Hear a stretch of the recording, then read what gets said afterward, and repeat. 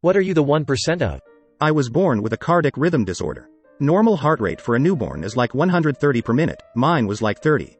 I heard from my mother my case was so rare that several cardiologists from all over the country ditched their conferences to fly to the hospital I was in and to see how to fit a pacemaker into a newborn. Not that I've looked it up, but I've run over a fish in my car. Whenever I tell the story, no one has heard anything like it. I drive a BMW and always use my turn signal, even pulling out of my driveway. Got my wisdom teeth pulled. One side grew back over a year from a fragment left. Dentist published an article about it and was so happy. I was not with another oral surgery. I think it's like 0.1 to 0.5% of women or something, but I have a double uterus. Medically called a Didelphi's uterus. A septum separates my uterus, which kinda made them form into two separate ones, and the septum continues down into the vagina, so I also have a left and right side. Not fun to deal with, but I'm too scared to get the surgery for it. Triple nipple over here. 0.5% I believe. I was in the first 1% to watch What Does the Fox Say? On YouTube. YouTube sent me an email telling me so. I guess I'm in the 1% of only having 3 lower front teeth. I actually have an RTX 3080. If you have a 7 inches, 18 centimeters, penis, you are in the top 1% of men worldwide. Keep that in mind when everyone you know, and on the internet, somehow has a 8+ in schlong. When Spotify released listening statistics at the end of 2020, I was on the top 0.1% of Weird Al Yankovic listeners. I'm top 1% of Google local guides in my area. At the end of Detroit. Become Human, they tell you the percentage of people who got the same ending as you. Mine was 1%. I am allergic to temperature extremes. Taking a hot shower or touching an ice cube will give me hives. Me and my 11-year-old son tag-teamed a Hazard Level 5 mission on Deep Rock Galactic, which was meant for a 4-man crew. We beat it from beginning to end in one shot and got an award for it, saying that only 0.65% of players have beaten Hazard 5 from beginning to end. I have small intestinal cancer. The type is the same as colon cancer, but where it's located is less than 1% of worldwide diagnosis per year. But I've signed papers for 11 different oncologists to be able to access my records to see what works, what doesn't, etc., because they just don't get enough examples of it. Kind of hit or miss on procedures to work with, which treatments first, which type of chemo, etc. I've also said that if it ever reaches a point where I'm terminal and common treatments just don't work anymore, I'm willing to go all guinea pig. Depending on exactly where it is, because of the veins coming off of your mesenteric artery to feed the small intestine, it usually isn't operable. So you are strictly on chemo and radiation. If the heavy levels don't do it, then you get to go on low-dose chemo daily for however long it works. Then it eventually doesn't. Currently, according to my last PET scan, the tumors have disappeared. They won't say remission, just that it seems to be dormant right now. I'll take it. I had an ear infection travel up what would have been an otherwise asymptomatic formation of my skull called arachnoid granulation until it finally reached my cranial cavity. It took a literal team of the best doctors, ent surgeon, neurologist, multiple neuroradiologists, from Northwestern University Hospital and the University of Pennsylvania to first diagnose me and then treat me. I was absurdly lucky to have a friend of the family who is a doctor who was able to call in a favor to get the entire neuroradiology team at UPenn studying my numerous CTs and MRIs. The head of neuroradiology at UPenn told him I have the most unique-looking skull he's ever seen. Talk about damning with faint praise. When they finally had a diagnosis, my aunt pulled my skull CT scan up and said, "Do you see that white spot? That's fluid. That's infection. It shouldn't be there. You're very lucky you haven't contracted meningitis. This had been happening for 10 years, undiagnosed. And do you see this black space here? That's air. That should absolutely not be there. Do you ever fly?" I responded yes. All the time, for work, for concerts, regularly, once a month or more. "Well, you absolutely can't fly until this is fixed. Every time you've flown in the last 10 years and the cabin pressurized, that air could have expanded and shifted your brain off of midline and you'd have been dead immediately, without knowing anything." They removed an L-shaped infected portion of my skull about 2 inches by 6 inches and replaced it with a titanium mesh plate after sewing the tear in my ear canal shut. It resolved the problem and I haven't had any issues since. I can now fly. Edit, because people are asking. The symptoms were fullness, pressure, and the feeling of fluid in my ears. It lasted years and several ents misdiagnosed me. Finally I asked one to put in a tube and it drained continuously for a month. The ent I was going to, not the one who diagnosed me, thought it was a cerebrospinal fluid leak, and ordered me to have emergency surgery for a cerebrospinal fluid leak that didn't exist. He had taken a sample of fluid for testing but demanded I have what amounted to exploratory brain surgery for a condition that didn't exist. I was sitting on an operating bed as they were about to place pre-op antibiotics when I got a call from the aforementioned doctor friend of the family who said, "They don't know what the frick they are talking about. Leave now. I got so many crap looks from the team of surgeons that had been assembled to cut my brain open to fix a problem that didn't exist. 2 days later, I got a phone call from my aunt saying, the results of the fluid sample came back. It wasn't CSF. No apology, no explanation, no nothing. I have an autoimmune disease that's so rare nobody knows what it is. Genetic testing is currently underway to see if I have a recently discovered genetic defect that about 10 people have been diagnosed with. Edit. I appreciate all the people attempting to give me a diagnosis in the comments, but I think 6 years and more specialists than I can count on one hand might know a little more about what's going on than some strangers on the internet. Edit 2. I've got some links to some information on what I'm currently waiting to find out if I have. It's called INFLTR8, Kick-Ass Right, and it was named by one of the first people diagnosed with it. The study and the link to a story about its discovery and naming. Typing speed. Not sure if it's the 1% or not, but no, it's very rare. Womb twisted itself back to front when I was pregnant. Fetus should really not have been viable, but she's now a very energetic and beautiful 20-month-old. They were going to induce me early because the twist, that we didn't know about at this point, was causing me so much pain. Thankfully a nurse felt something was strange with my cervix. Cervix ordered another scan. Cut to emergency C-section. Surgeon had no idea what he was looking at when he opened me up. Consultant called in. No one in the hospital had ever seen anything like it. They took photos. Every nurse said they wanted to see them. We were lucky. The consultant said that afterwards she had done some research and only found a handful of records, and the outcome of the surgery was not good. At least one of us shouldn't be here. If I had been induced, I would have died in incredible pain, unable to deliver, and baby would have probably died from stress. We are now a case study and have changed the way that hospital responds to pain in pregnancy. Income. Foreignpolicy.com, the 27th of February 2012. We're all the 1%. To make it into the richest 1% globally, all you need is an income of around $34,000. I had a life-threatening reaction to a common prescription drug. It literally caused huge patches of my skin to fall off and my internal organs to begin liquefying. This reaction is so rare that they don't even have to list it as a potential side effect. 6 cases have occurred with over 10 million people taking this drug. I don't like to name the drug because the problem was with my body, not the medicine itself. I don't want to scare people away from a life-saving drug that isn't to blame for what happened. I'm fully recovered now, by the way. Edit. Well, now someone has said they're going to DM me for the drug name and then share it with everyone, so I have to stop sending it now. Sorry, it's a life-saving drug for almost everyone but me. I'm not going to risk ruining that for others based on my more than 1 in a million reaction. 2 eye colors, blue and brown. This is what my eye looks like. It's sectoral heterochromia. I am part of the 1% of people being ambidextrous. Not me, but my husband. He has a brain tumor on the pituitary gland. Before treatment his body pumped out pregnancy hormones, so he was hormonal and moody AF for ages. Just before it got really bad we managed to get pregnant. When our baby was born his chest had that letdown sensation new moms feel, a heavy weighted feeling in your boobs. When our baby cried, his boobs started leaking breast milk same time mine did. He actually had to pump milk out to ease the pain in his chest. He got the treatment he needed and he no longer can squirt breast milk at me if I piss him off. I figured I have to be in the top 1% of deaf guitar players worldwide. I heard completely fine for like 25 years and spent 19 years of that to practice guitar playing. Been legally deaf for 3 years now and still can play well, muscle memory. I kinda want to start a band called Deaf Metal or something. I have aphantasia. I can't form images in my mind. If I read a book, for instance, I wouldn't be able to tell you what the characters look like. My brain just doesn't work like that.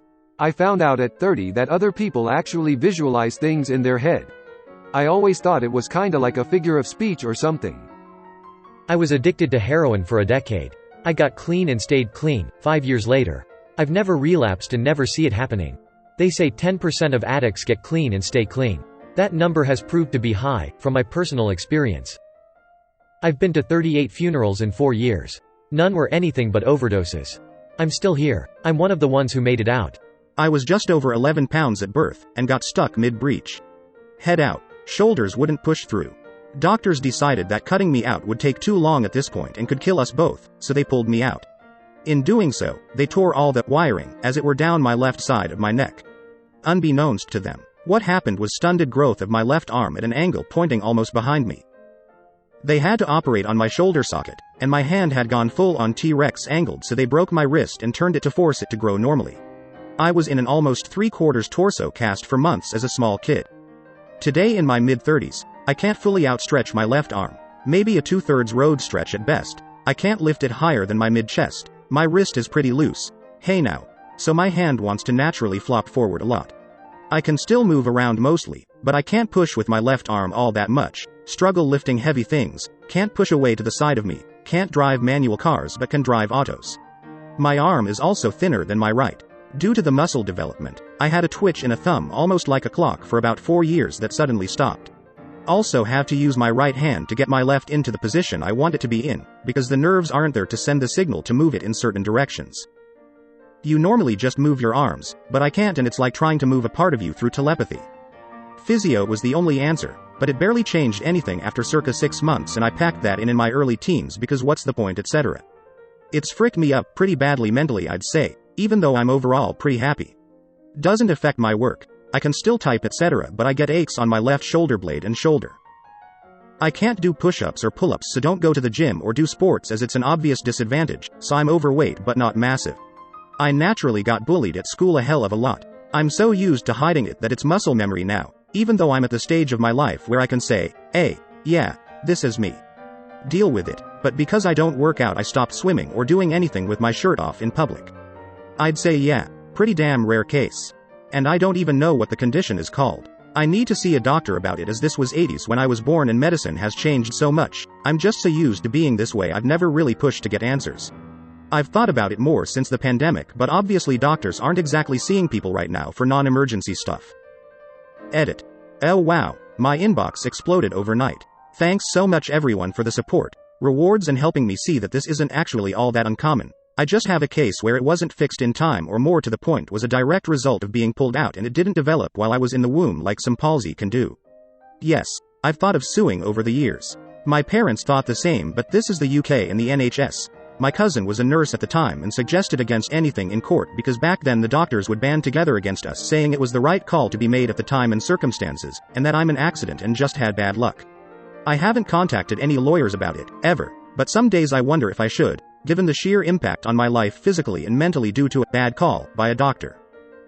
I also acknowledge that some of you have pointed out in DMs and responses that people have lost limbs and still go to the gym and are ripped. What's my excuse? I've been making excuses and hiding my arm as best I can, and 99% of the time it goes unrecognized as I still have everyday control over it, and it at least looks somewhat normal, if maybe half or 3/4 the size and width of my right arm. A lot of keeping my hand in my pockets. When you've spent 34 years hiding something and having it control you so much, it's hard to mentally just say, frick it, and go to the gym and not care what anyone thinks.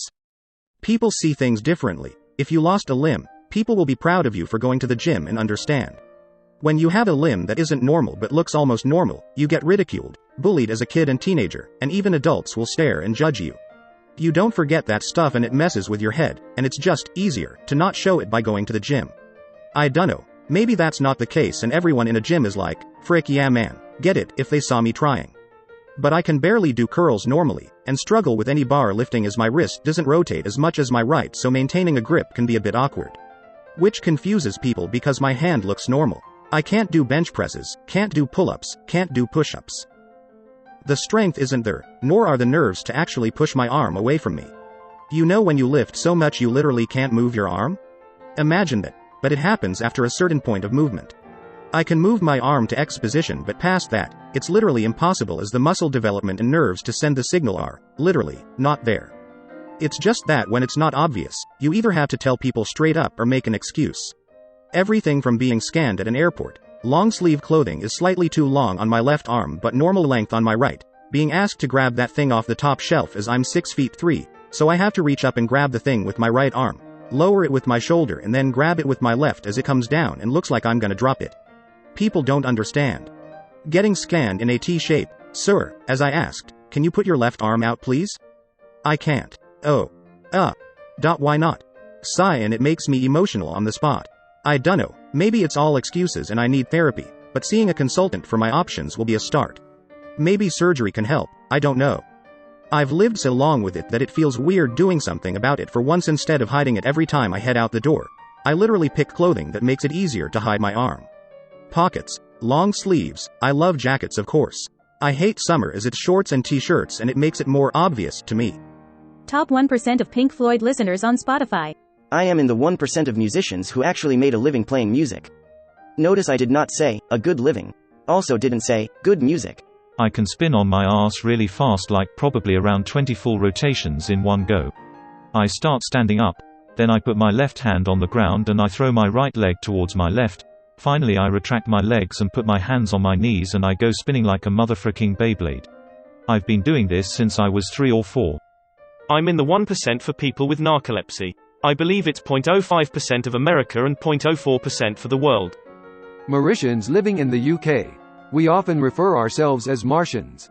Type 1 diabetes. It's a crap club. Marathon runners. I guess it's a pretty low percentage of people who've ran one, but I've ran over 40 and still going strong. Targeting being close to 50 by the end of the year.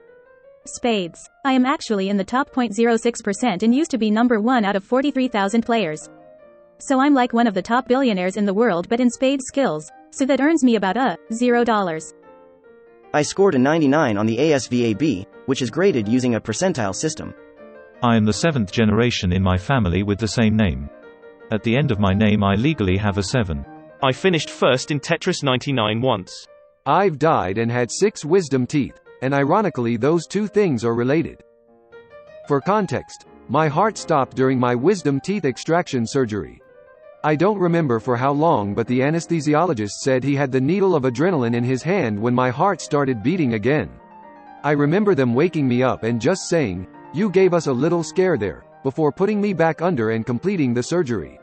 After I came to and was sitting in the waiting room, I had to text my dad. Because I couldn't talk. I think I died. In which my dad obviously freaked out because they never even told him. I'm a redhead with blue eyes, which is apparently much rarer than you think. Probably not 1%, I guess. Lame. I'm part of the 1 to 2% with red hair.